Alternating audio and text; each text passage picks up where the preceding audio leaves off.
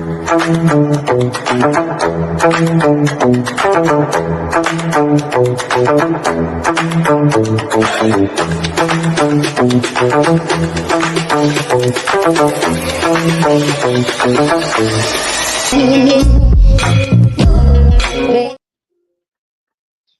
afternoon, everyone. Good afternoon to all of you, and welcome once again to Great Convos, where we always say, whether you agree or disagree, you can always find great convos.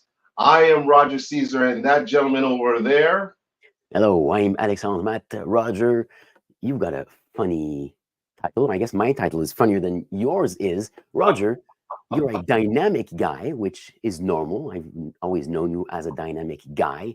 And today I'm the pricing guy. Today that gives us, we are the dynamic pricing guys. How are you doing, Roger? I am good, man. How are you? And before we even get to finding out how we're doing, hello to all of our loyal listeners. You could have been anywhere in the world, but you're here with us, and we appreciate it. As always, we ask you to get involved, put your comments in the chat, be a part of the conversation that we're having. Alex, I am doing well. Great weekend, relaxed for the most part, but really good. How about yourself, my friend? I'm feeling fine, but you might notice that my voice is a little different than usual. I've just got something in my throat, so I think I'll be okay.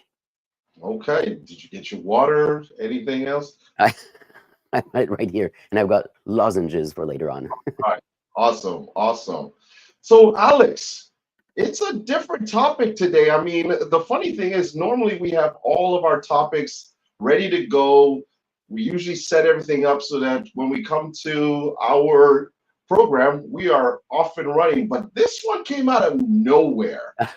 Over time, over the week, we decided, well, let's try this. Let's talk about this. And you had a bit of an experience. So why don't you open up the conversation and tell our listeners what this whole convos is all about? Sure. Well, Roger, the title of this episode is Dynamic Pricing, Fair Game, or Foul Play. So it might have come out of nowhere for you, my friend, but for me, I've been thinking about this for a while, and I really got to thinking about it when I was attempting to purchase an airline ticket. Now, if you've purchased airline tickets in the past, and if you do this, especially on a regular basis, you'll notice that airline tickets fluctuate enormously from one day to the next, and sometimes even during the day, the same ticket costs way more, and sometimes it goes way down. We never know when it's going to go up, when it's going to go down. What is the deal with this? So the pricing goes up, goes down, and it creates frustrations. Yeah. Airlines have been doing this for a while, and now there are other companies who do it as well. So that's where the idea for this conversation came from, but we'll dig into it. Right. And I was going to say, sorry for interrupting you. I was going to say, for those who are listening who may not know what this is, can you give them a definition of it and let them know what we're talking about today? Sure. I think a simple way of saying it is what I found on Wikipedia here. Dynamic pricing, and it has sometimes other names, but we'll call it dynamic pricing, is a revenue management pricing strategy in which businesses set flexible prices for products or services based on current market demands. In other words, if the demand is high, the price goes up. If the demand is low, the price goes down. Now, for airline tickets, it's something completely, it seems so random to me that I don't want to go into details on that one. But I think the best example we can give is riding services, ride share. I guess I don't know if it's really ride share, but Uber or YouRide or Lyft, these apps that we can get on the phone.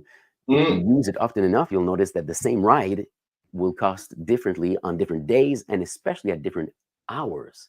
And it all depends on how many people are requesting rides and how many people are offering rides at that moment.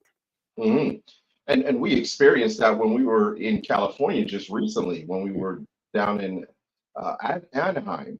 This happened where we had to get an Uber from LAX to get to Anaheim. And of course, the prices completely changed depending on what time you got there and how many people were wanting to get rides. So, hmm Yeah, it could go from $100 to 200 or more. yeah, sorry, yeah, this is not uncommon at all, right? So our question is it okay? You know, it's good for the companies because they can maximize their revenues. Hmm. So when there's less demand, they can lower the revenue, so more people are willing to pay for the service. And when more people are already willing to pay for the service, they jack up the price so that they can get more money from those same clients. Is that Right. fair? What do you think, Roger? Is that fair? I think there is both sides to this argument. I understand that from a business perspective, you have to obviously maximize the income that your company gets, and if you can, in those moments, raise the prices depending on the demand. And I'll give another example. When we're talking about even fuel, when you're going out and getting fuel for your cars, sometimes you will notice that at a certain time of the day, the prices go down, a lot more people are heading off to the gas stations, and then of course they raise it up at certain times. And even on holiday weekends, you will Yeah. notice that the price of gas will go up tremendously in those moments. But there is the other side of it that yes, it's tough on us as consumers because we're already trying to make it in our everyday life. And obviously with situations like this where you're never sure what the prices are going to be. And we'll go back to your example with the airlines. How many times have you gone on to look for a flight, seen one price, wanted to go and compare it to another airlines, and then try to come back, and that price went up all of a sudden, No, no, right? if the price is good, I've learned my lesson. If the price is good, I purchase right now. Although sometimes I do that and then it goes down again. So it's like playing with the market. You never Mhm. know. If you invest in the market, you can invest when it's low, but then it could go even lower. So then you lose money, or you see a price go high and you purchase it because it's going to go high and then it goes lower. So sometimes dynamic pricing acts Right. like um, la bourse. What do you call it? La, You're asking me? the market, Oh, it's the an economic. investing market. You can't keep dropping French on me like that and expect to know what you're saying. Come on, my man. Now, here's something interesting. Kathy mentions dynamic pricing at fast food places in the United States. Now, we've heard about this also in Canada because the company Wendy's, big fast food chain, announced, I'm not sure that they wanted to make an announcement or if it leaked, that they would be looking at dynamic pricing starting from next year. Hmm. Now, um, as Kathy mentions, there were people not happy because prices are high enough as they are. Now, there seems to have been some clarification from the Wendy's company saying, no, no, we won't raise the prices when there is high demand. We will just lower it when there is less demand. So isn't that interesting? So, I mean, at the same time that it sounds like it's really good for consumers because you lower the pricing when when fast food is not popular, like at I don't know 3 p.m. or 10:30 a.m. But Hmm. at the same time, if it gets more sales for them, that's good. So who's the big winner here, the consumers or the company? Well, I don't think we are at that time. We're not going to be the big winners. And now when you think of, like just say McDonald's, even you go in for a regular Big Mac combo and you think it's going to be this amount, and all of a sudden it goes up because it's 12 o'clock. I mean, when does it stop? How do we control this narrative of being able to do this? Or is this going to be what the future will be? Hmm. I wouldn't be surprised to Mhm. see this more and more. Now, of course, companies will need to be careful not to do something that would create big backlash, just as Wendy's noticed when they start hinting at dynamic pricing. People are thinking, like, I'm never going to Wendy's again. This can happen, and usually when, especially now in the day of instant communication, social media, if there is a big movement to boycott a company, for example, because we're not happy with something new that they're doing, it can Right. have a big impact on that company. So they'll need to be careful not to.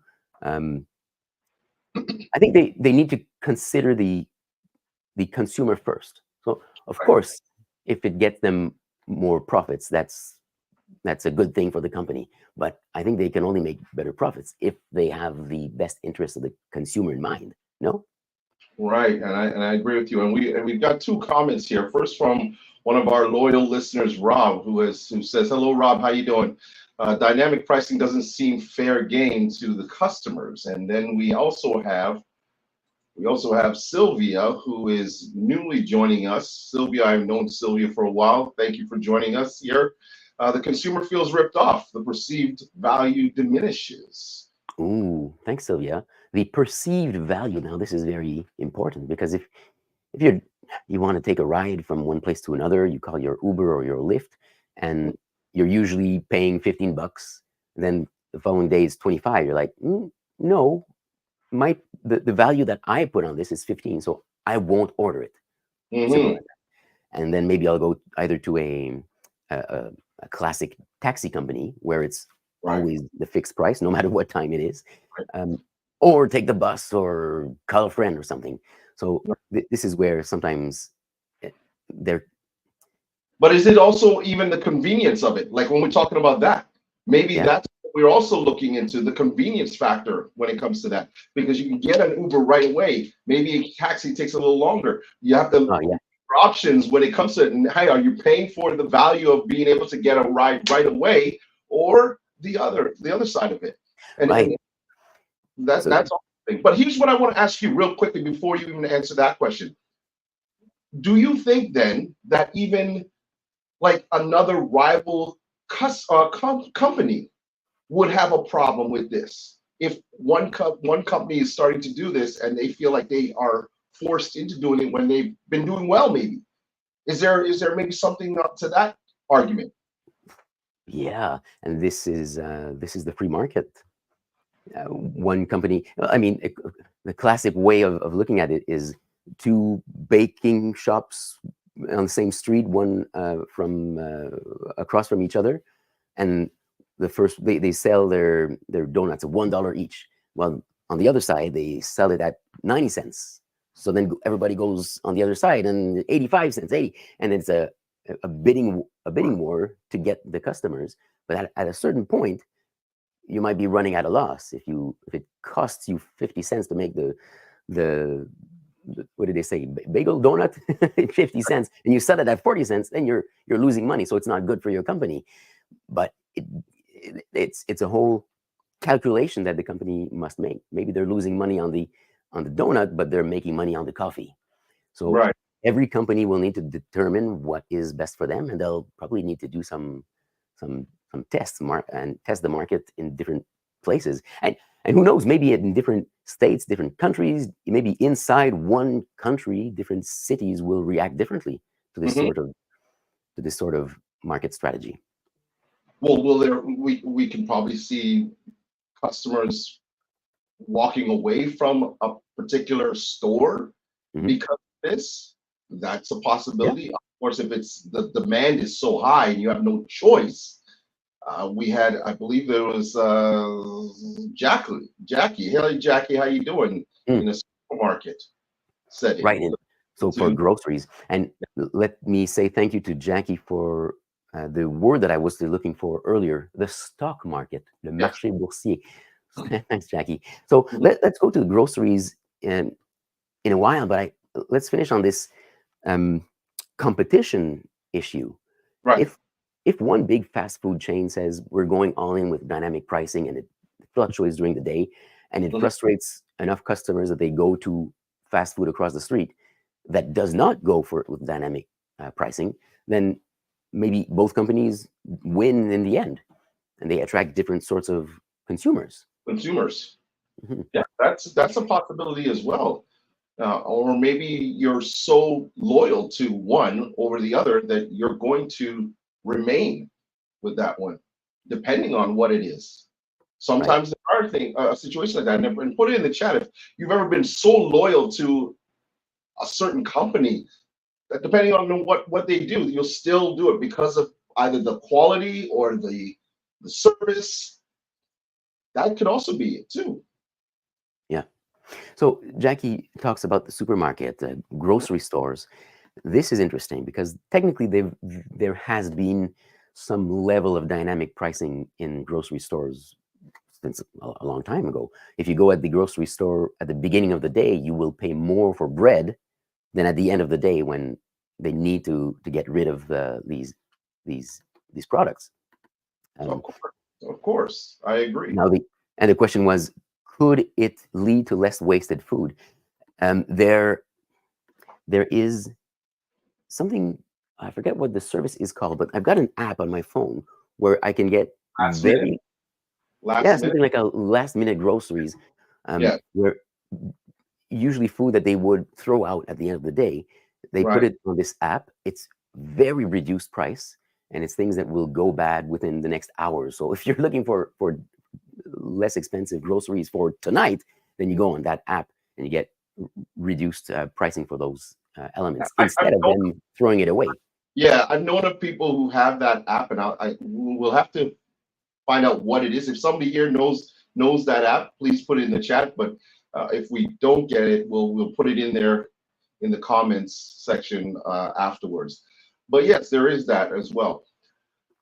Alex, it's strange because we've seen both sides of this. Obviously, from one perspective where it's difficult on the consumers.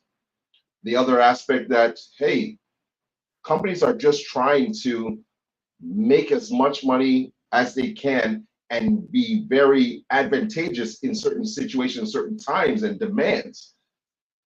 What is the final thing that we would say in terms of the future? Is this what we'll see Yeah, moving I think forward?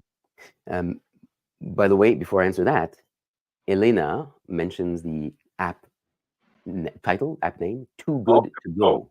This is thank the app you. that I have. Yes, thank you, Elena. In the future, well, there are strange things that have happened in the past years that I thought would not work. I'm thinking, for example, software as a service, SaaS, where you pay monthly for your computer software instead of buying it outright as we did before.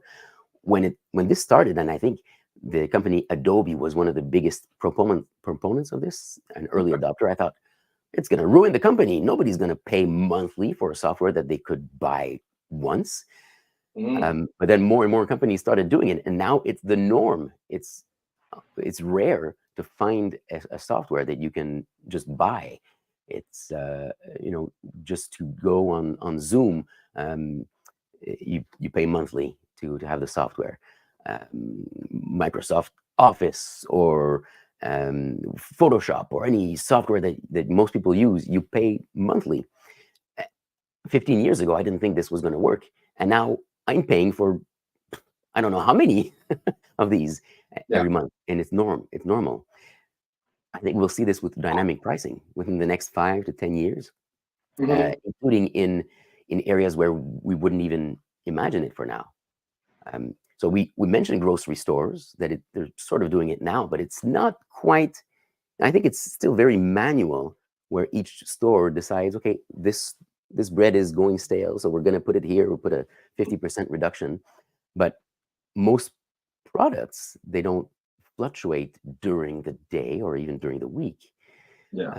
But I wouldn't be surprised to see like dynamic pricing on the shelves where it'll be more and more. Um, it's digital Right. on the shelves. It's digitally written, so it could change during the day. It And could change fluctuate. Maybe during ice cream will be more expensive when it's hot outside and be less expensive when it's raining, right. or And depending on how many people physically pick it up from the shelf. right. Well, we I guess again, there's so many things that we can say about this. Oh, hold on a second. Let's see what we have here from Sylvia as well.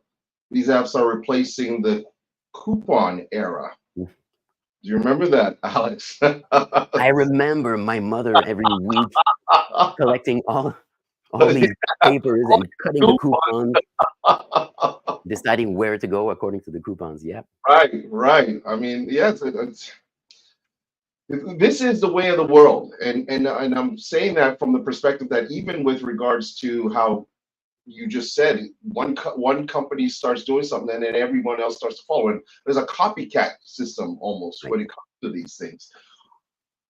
I'm still hoping that there will be those companies that realize, okay, the customer still comes first, and can they find a way to still optimize their gross income, but save and help the consumers?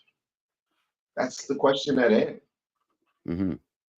That's right. And we can only hope that it will be good, not only for the companies, but for the consumers as well. Just like we can be a little smart and get our gas on Thursday instead of Friday before a long weekend.